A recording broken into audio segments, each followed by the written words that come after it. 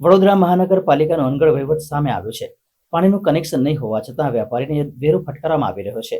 એટલે પાલિકાથી પીડિત વેપારીએ હવે ના છૂટકે આત્મવિલોપન કરવાની ચીમકી ઉચ્ચારી છે. વડોદરા મહાનગરપાલિકાનું તંત્ર ફરી વિવાદમાં આવ્યું છે. અત્યાર સુધી કામગીરીમાં બેદરકારી અને બેજવાબદાર તંત્ર રહેતું હતું. હવે ઘોર બેદરકારીમાં પરિવર્તિત થઈ ગયું હોય તેમ એક કિસ્સા પરથી લાગી રહ્યું છે. શહેરના એક સિનિયર સિટીઝન વેપારીને પોતાની દુકાનમાં પાણીનું કનેક્શન લાઈન નહીં હોવા છતાં છેલ્લા 25 વર્ષથી પાણીનો વેરો ફટકારવામાં આવી રહ્યો છે.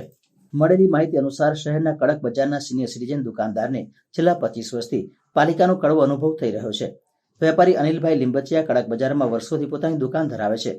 તેમની દુકાનમાં છેલ્લા 25 વર્ષથી પાણી લાઈન ન હોવા છતાં પાલિકા દ્વારા તેઓને બીજાના કનેક્શનનો વેરો ફટકારે છે. વેપારી અનિલભાઈ અનેક વખત વોર્ડ ઓફિસમાં વાંધા અરજી પણ આપી છે, પણ આજ દિન સુધી કોઈ નિરાકરણ થયું નથી. જેથી હવે તેમને કંટાળી આત્મવિલોપન કરવાની ચીમકી ઉચ્ચારી છે. હા, પહેલાં કરેલી વોર્ડ નંબર 6 ની અંદર પિન્ટુભાઈ રાઠોડ કરીને હતા, એમને મેં રજૂઆત કરેલી. એના પછી એમના વોર્ડ ઓફિસર હતા જીતેન્દ્ર બ્રહ્મભટ્ટ, એમને વાત કરેલી. અહીંયા હવે ટ્રાન્સફર થઈ ગયો મારો એરિયા, 13 નંબરમાં આવી ગયો છે હવે. અને 13 નંબરની અંદર ભીમસિંહભાઈ વસાવાને અમે રજૂઆત કરેલી છે.